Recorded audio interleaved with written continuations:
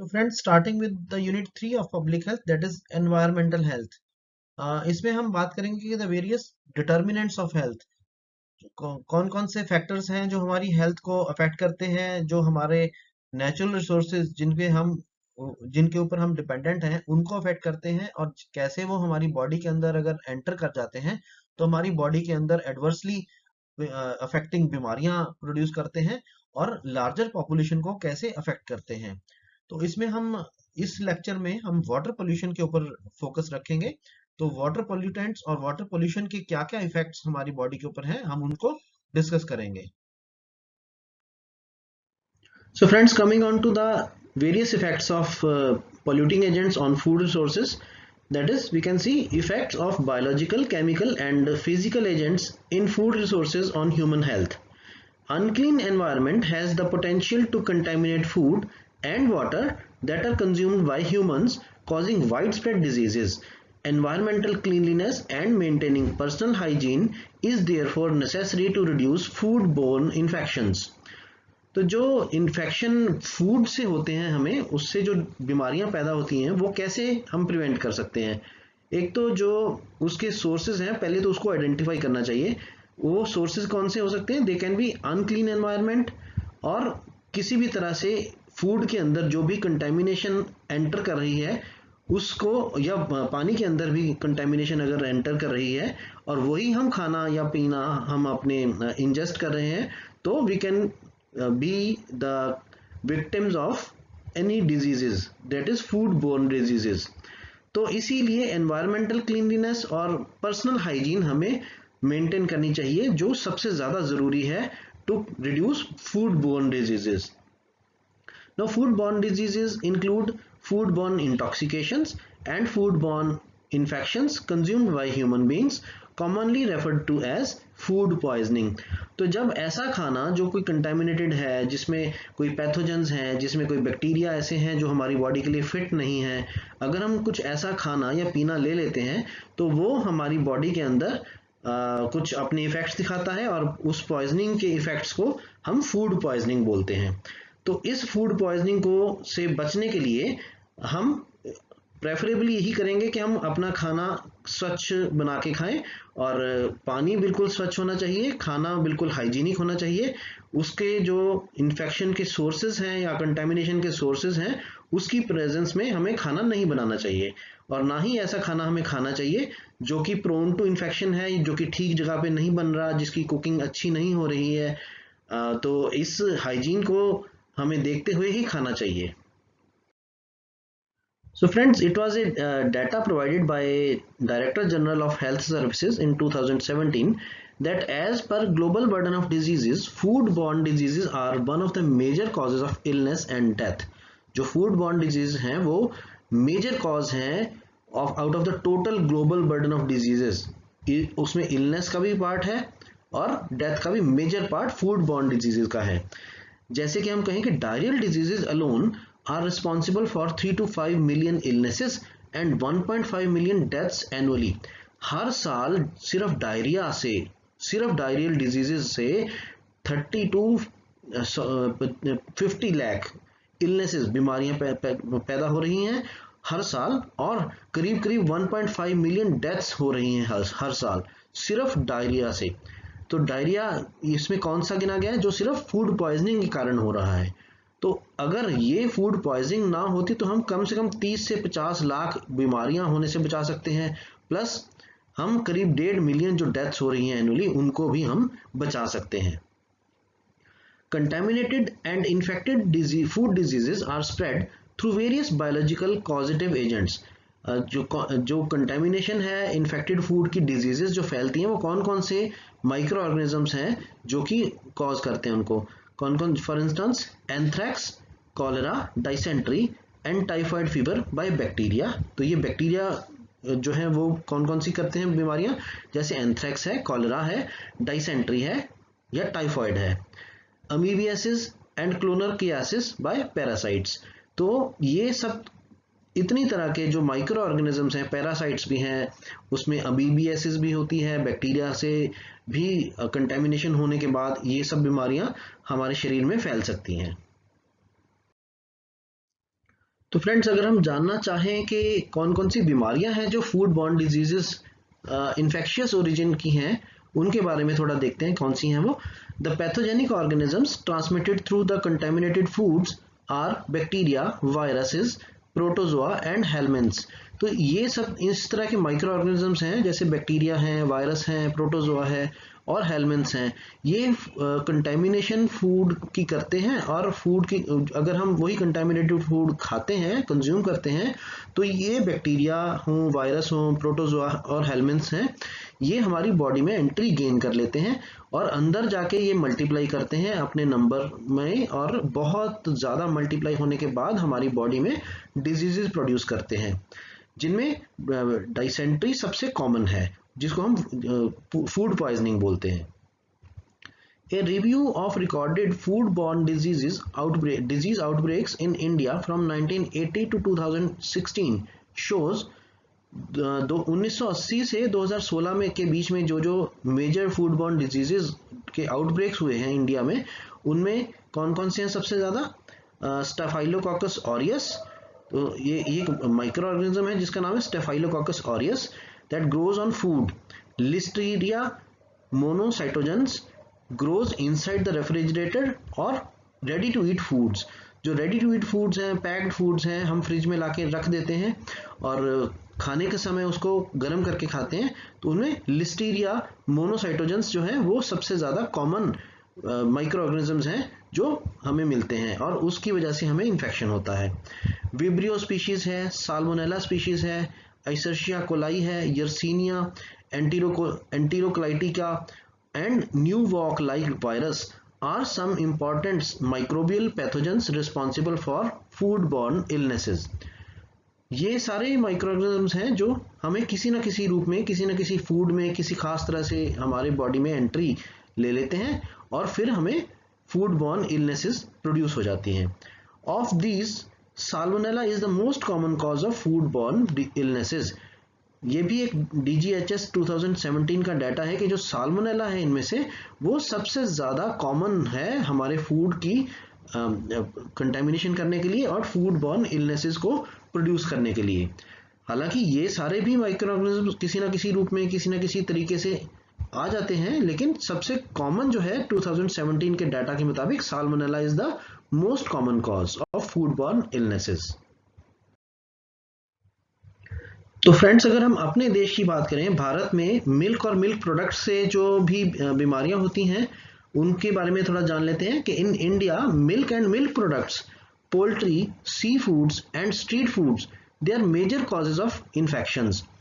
दूध खराब हो जाता है, दूध खराब हमारा अगर हम पी लें, या मिल्क प्रोडक्ट्स हैं, दही खराब है, या पनीर बनता है, पनीर खराब हम कंज्यूम कर लें, पोल्ट्री वाली चीज़ें हैं जैसे चिकन है, या इवन एग्स भी हम खराब हो, अगर वो ऐसा एग हो कंटेमिनेटेड हो उसको खाएं, या मुर्गी को कोई बीमारी हो वो हमारे अंदर अनकुक्ड रूप में अगर हम खाते हैं उसको, तो प्रॉपरली कुक ना हुआ हो तो उसको, वो भी हमारे शरीर में बीमारियां पैदा कर सकती हैं। सी फूड्स हैं, वही चीज़ें कि सी फूड में भी अगर अच्छी से कुकिंग ना हुई हो तो उसके अंदर के जो माइक्रो ऑर्गेनिजम्स हैं वो कम्प्लीटली डेड ना हुए हों, डीएक्टिवेट ना हुए हों, तो ऐसा फूड हम खाएं तो भी हमारे बॉडी को इन्फेक्शन हो सकता है। देन स्ट्रीट फूड्स जो है वो अनहाइजीनिक कंडीशंस में बनते हैं और वो वहीं साइड ऑफ द रोड पे बनते हैं और वहीं पे सारा कुछ डस्ट भी वहीं पे पड़ती है, और उनका पानी भी बहुत अच्छा नहीं रहता है क्योंकि पानी भी वो उनके हाथ भी डूबते रहते हैं और वही पानी वो पिलाने को भी दे देते हैं।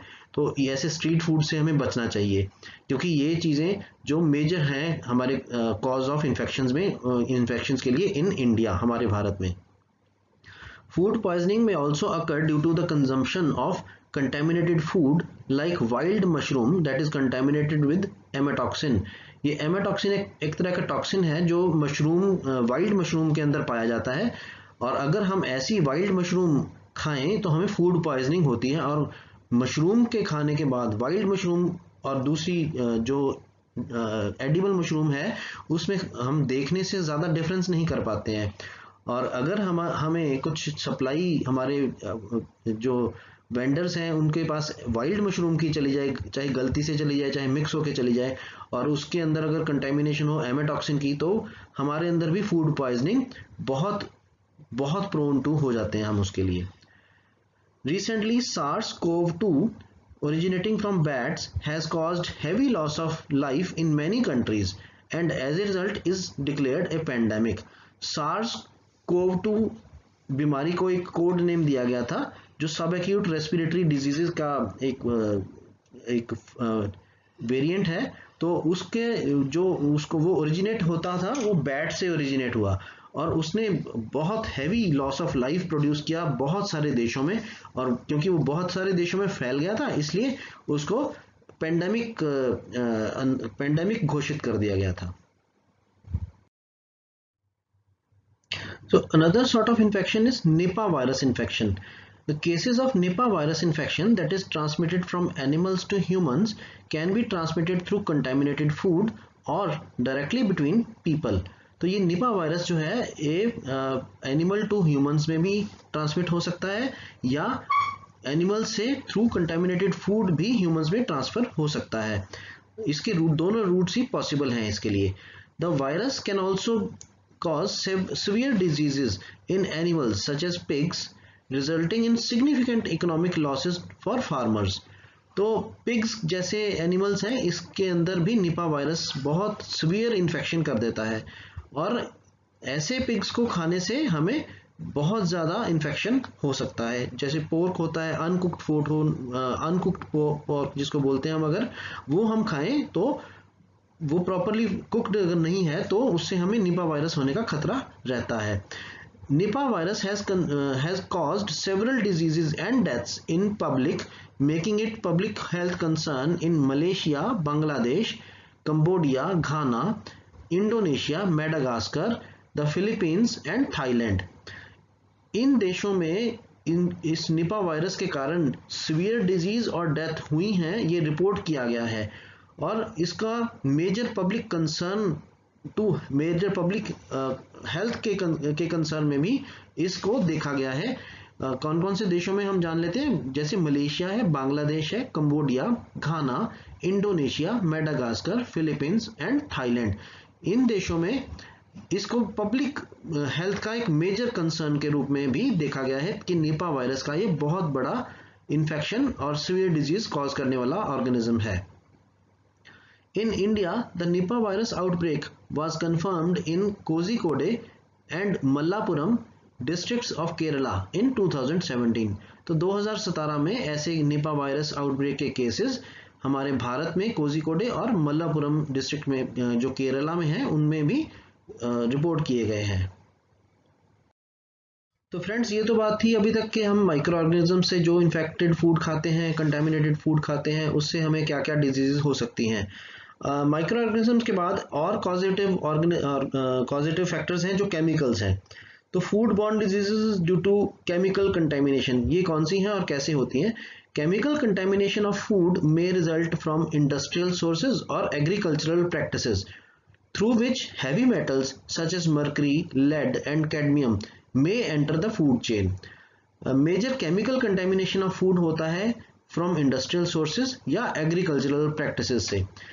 इंडस्ट्रियल सोर्सेज में ये होता है कि जो उनके इंडस्ट्री से जो वेस्ट प्रोडक्ट्स हैं उनमें हैवी मेटल सबसे कॉमन रहता है। जो हैवी मेटल वो पानी के अंदर मिक्स हुआ, अपने तरफ से उनका वेस्ट वाटर है वो जो उसमें दूसरे पानी में मिक्स हो जाए अगर, तो heavy metal ions, heavy metal जो है जैसे मर्करी है, लेड, कैडमियम है, ये हमारी फूड चेन में एंटर हो सकते हैं। तो इंडस्ट्रियल सोर्सेज के अलावा एग्रीकल्चरल प्रैक्टिसेस भी हैं, वो भी इन हैवी मेटल्स को हमारी फूड चेन में एंटर कराने के लिए काफ़ी रिस्पॉन्सिबल हैं। क्योंकि एग्रीकल्चरल प्रैक्टिसेस में जो फर्टिलाइजर्स हैं और उनके जो जो क्रॉप को ऑगमेंट करने के केमिकल्स हैं वो भी हैवी मेटल से रिच रहते हैं और उनके कारण भी ये हमारे केमिकल्स हमारे फूड को कंटेमिनेट कर सकते हैं। To increase the food production, rampant use of pesticides and fertilizers replaced the traditional agricultural practices for soil replenishment and use of manure. पुराने ज़माने में खाद डालते थे कि जो हमारी फसलें हैं वो अच्छी हों और जो मिट्टी की न्यूट्रिएंट वैल्यू है वो बढ़ती रहे, और क्रॉप की रोटेशन भी करते थे कि एक बार हम लेग्यूमिनस क्रॉप्स ग्रो करते थे कि जिससे लेग्यूमिनस जो क्रॉप्स हैं वो उसमें क्या रहता है कि उनकी रूट्स में नाइट्रोजन प्रोड्यूसिंग बैक्टीरिया ग्रो करते हैं। तो जिस मिट्टी में हमने अगर एक बारी में लेग्यूमिनस क्रॉप्स ग्रो की हैं तो वो मिट्टी नाइट्रोजन प्रोडक्ट्स में रिच हो जाती है और उसकी न्यूट्रिएंट वैल्यू बढ़ जाती है। तो नेक्स्ट टाइम जब हम कोई दूसरी क्रॉप उसी मिट्टी में उगाते हैं तो वो क्रॉप बहुत अच्छी होती है क्योंकि नाइट्रोजन उसको बहुत रिच मिल जाती है उसी सॉइल से। तो और प्लस इसके अलावा मेन्योर खादें भी डालते थे हम, और जो केमिकल वाले फर्टिलाइजर्स हैं वो कम डलते थे। तो लेकिन अब जो प्रैक्टिसेस चेंज हो गई हैं उनमें बहुत ज़्यादा पेस्टिसाइड्स और फर्टिलाइजर्स हम यूज़ कर रहे हैं, जिनकी वजह से वो पुरानी प्रैक्टिसेस छूट गई हैं और chemical contamination of food has become very common. On the negative side, the excessive use and repeated use of chemicals in agricultural fields eventually have led to several short-term and long-term effects on land and food. तो ये एक negative side में अगर हम देखें कि जो excessive और रिपीटेड यूज ऑफ केमिकल्स है वो हमारे लिए कहीं ना कहीं जाके खतरनाक बन जाता है, क्योंकि यही जो कंटेमिनेटेड फूड है सब्जियों में इतना ज़्यादा रच बस जाता है कि वो प्रॉपर कुकिंग के बाद भी ये केमिकल्स नहीं रिमूव होते हैं और वो धीरे धीरे हमारी बॉडी में अकुमुलेट होते रहते हैं, जिससे हमें बीमारियां होने का बहुत ज़्यादा खतरा रहता है। Another chemical is arsenic. Arsenic poisoning हमारे सोसाइटी में काफ़ी कॉमनली देखने को मिलती है। तो arsenic is another predominant chemical that has entered our food chain. The paddy rich areas like West Bengal and district of Ganga belt reveal high concentration of arsenic. तो ये जो बेल्ट्स हैं पैडी रिच एरियाज की जो वेस्ट बंगाल में और गंगा बेल्ट के कुछ डिस्ट्रिक्ट्स में हैं, इनमें आर्सेनिक की कंसंट्रेशन बहुत ज़्यादा मात्रा में पाई जाती है। और arsenic is highly toxic chemical and long term intake can lead to arsenic poisoning, diabetes, cardiovascular diseases and cancer also. तो आर्सेनिक जो है बहुत ज़्यादा टॉक्सिक केमिकल है और अगर हम इसको लॉन्ग टर्म में अपने फूड में के अंदर लिए जा रहे हैं अपनी बॉडी के अंदर, तो ये कौन कौन सी चीज़ें प्रोड्यूस कर सकते हैं। एक तो आर्सेनिक पॉइजनिंग है जिसको आर्सेनिकोसिस बोलते हैं, diabetes, cardiovascular diseases and cancer भी ये प्रोड्यूस करती है। तो फ्रेंड्स एक और जो कॉज है of contamination of food by chemicals is adulteration, कि मिलावट से जो हम फूड खाते हैं, मिलावटी खाना हम खाते हैं, मिलावटी जो मसाले हैं, मिलावट तो किस चीज़ में नहीं होती है, तो उस मिलावट के कारण जो हमें फूड पॉइजनिंग होती है उसके बारे में थोड़ा जान लेते हैं। The chemical food poisoning occurs through adulteration also. Adulteration is a malpractice involving addition of prohibited ingredients which can be solid, liquid और colouring to food products. Food के प्रोडक्ट्स में किसी भी तरह से मसाले हों, फ्रूट हों, वेजिटेबल्स हों, किसी भी तरह से जो मिलावटी चीज़ें उसके अंदर इंग्रेडिएंट्स के अंदर डाल दी जाती हैं वो एक मैल प्रैक्टिस है, एक इल प्रैक्टिस है जो कि नहीं होनी चाहिए और वो क्रिमिनल भी है। तो उसके बाद जो हम अगर उस कंटेमिनेटेड फूड को, अडल्ट्रेटेड फूड को खाते हैं तो वो भी हमें अलग अलग तरह की बीमारियां प्रोड्यूस कर सकते हैं। Nowadays, if you scrape apple with edge of a knife, wax could come out। तो ये कई बार हमने देखा भी है कि अगर हम एक एप्पल, फ्रेश एप्पल लेते हैं, बहुत वो शाइनी उसका सरफेस होता है, रेड होता है, बिल्कुल देखने में बहुत सुंदर लगता है। तो अगर हम उसको या तो उसके ऊपर बहुत बॉइलिंग वाटर डालें, बहुत ज़्यादा गर्म डालते हैं, तो उसके ऊपर जो वैक्स जमा रहता है वो वैक्स धीरे धीरे मेल्ट होकर उसके ऊपर से उतरना शुरू हो जाता है। या इवन हम नाइफ से उसकी स्किन के ऊपर स्क्रैप करें तो वो वैक्स हमें उस नाइफ के ऊपर, नाइफ जो है उस वैक्स को भी उतारता हुआ दिखता है हमें। तो वैक्स की कोटिंग दे दी जाती है एप्पल के ऊपर, ताकि वो सुंदर दिखाई दे, स्मूथ उसका सरफेस दिखाई दे और शाइनी लुक दे। तो इस जो है ये प्रैक्टिस के कारण वो बिल्कुल ये अडल्ट्रेशन का ही केस बनता है। तो अडल्ट्रेशन के कारण जो वो वैक्स हम खाते हैं, तो वो वैक्स कितना खतरनाक हो सकता है अगर हम लॉन्ग टर्म में कंज्यूम करें, तो ये इमेजिन किया जा सकता है। This is adulteration wherein the apple is made to look fresh and red by chemicals. Similarly, green color is added to peas and other green vegetables, and this can be noticed if we soak them in water for 30 to 40 minutes. जो die colours हैं वो green colour के हैं, तो green सब्जियों के ऊपर green colour की डाई कर दी जाती है। जैसे मटर है, मटर के दाने, हम अगर फ्रोजन वेजिटेबल लेते हैं तो मटर के दानों के ऊपर ग्रीन डाई का कलर चढ़ा दिया जाता है। और दूसरी ग्रीन वेजिटेबल्स को ज़्यादा अच्छी ग्रीन दिखने के लिए, फ्रेश दिखने के लिए ग्रीन कलर चढ़ा दिया जाता है। तो ये हम नोटिस कर सकते हैं अगर हम उसको आधा घंटा से 40 मिनट तक पानी में डुबो के रखते हैं, और कई बार गर्म पानी में डुबो के रखें तो ज़्यादा उसको हम अच्छी तरह से नोटिस कर पाते हैं, क्योंकि पानी सारा हरा हरा हो जाता है कि जो उसके ऊपर डाई का कलर चढ़ा दिया जाता है वेजिटेबल्स के ऊपर, वो सारा पानी में निकल जाता है। तो इस तरह से ये भी ग्रीन कलर की अडल्ट्रेशन हो रही है वेजिटेबल्स की। Use of chemicals to ripen fruits or antibiotics and hormones injections for better yield are in turn consumed and enter into our food cycle. Chemicals जो है फ्रूट की राइपनिंग के लिए यूज़ करते हैं कि जल्दी से फ्रूट राइपन हो जाए। नेचुरल वे में होगा तो बहुत टाइम ले लेगा, और मार्केट में आने के बाद वो बिकने से अच्छा है कि हम आर्टिफिशियली उसको राइपन करके और उसको जल्दी मार्केट में लाके बेचें, तो जो कंज्यूमर है वो जल्दी ले लेगा और उसको फिर, लेकिन जो राइपनिंग के लिए केमिकल्स यूज़ किए जा चुके हैं उसमें, उसके हार्मफुल इफेक्ट्स उसको ज़रूर देखने में मिलेंगे। या एंटीबायोटिक्स और हार्मोनल इंजेक्शंस हैं।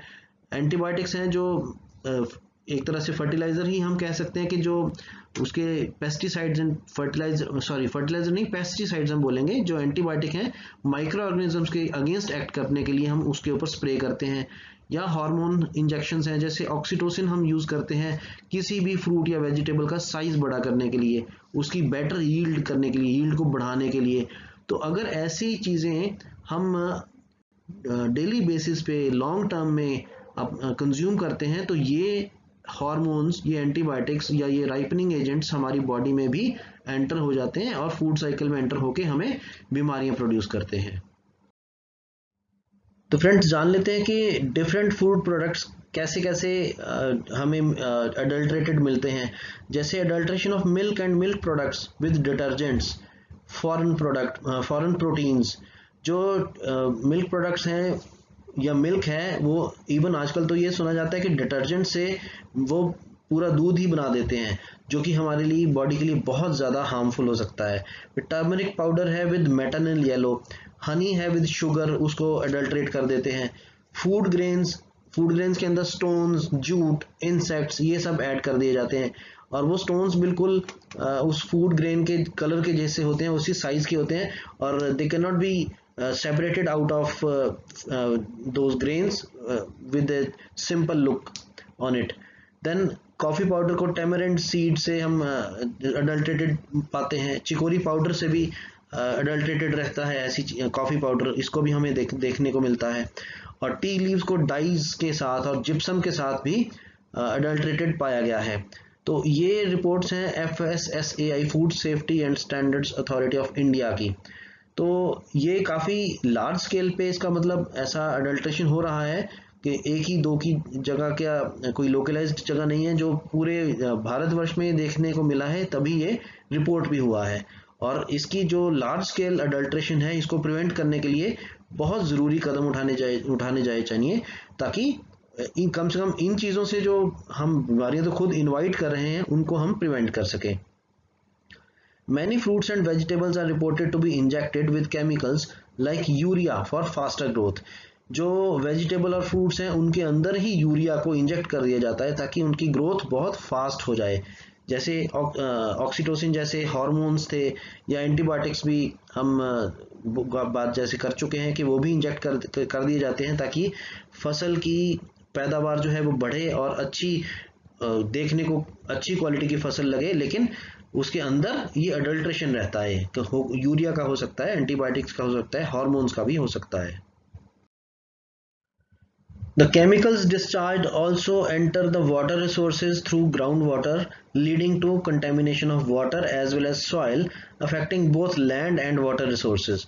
तो यही केमिकल्स हैं, हम अगर सॉइल में डालते हैं या सॉइल में मिक्स करते हैं तो वो पानी में भी चले जाते हैं, जो कि कंटेमिनेशन ऑफ वाटर भी करते हैं, और सॉइल की भी कंटेमिनेशन इन टर्न हो जाती है, ताकि वो दोनों चीज़ें भी जो अफेक्ट करती हैं बोथ लैंड को और वाटर रिसोर्सेज को भी अफेक्ट कर देती हैं, ताकि तो जो उन फसल से तो जो हमें फ्रूट या वेजिटेबल खाने से तो नुकसान हुआ ही, जो पानी का भी नुकसान हो जाता है, पानी भी कंटेमिनेट हो जाता है और सॉइल भी कंटेमिनेट हो जाती है। So all these practices are unethical and unhealthy and may cause liver and kidney damage as well as various other kinds of diseases. तो हमें ये तो पता ही होना चाहिए कि ये अनएथिकल है और अनहेल्दी प्रैक्टिसेस हैं, जो कि लिवर किडनी डिजीज के साथ साथ और बहुत तरह की डिजीजेस हमारी बॉडी में प्रोड्यूस कर सकती हैं। तो एक 2018 की FSSAI की रिपोर्ट है जिसमें पाया गया है कि that 68% of milk and milk products in India are not up to the standards. देखिए कितना बड़ा फिगर है कि 68% of milk and milk products, 68% of these are not up to the standards. उसमें मिलावट इतनी ज़्यादा है कि वो कंज्यूम करने के काबिल नहीं है। The poultry and meat industry also uses excessive chemicals and antibiotics that are extremely harmful to the human health. तो जो पोल्ट्री फार्मिंग में या मीट इंडस्ट्री में भी केमिकल्स यूज़ हो रहे हैं, एक्सेसिव केमिकल्स यूज़ हो रहे हैं, एंटीबायोटिक्स भी यूज़ हो रहे हैं, ये सब हमारी बॉडी के लिए बहुत ज़्यादा हार्मफुल हैं, तो हमें इन चीज़ों को नहीं कंज्यूम करना चाहिए। One must be very careful about this and purchase non-vegetarian food from reputed shops only.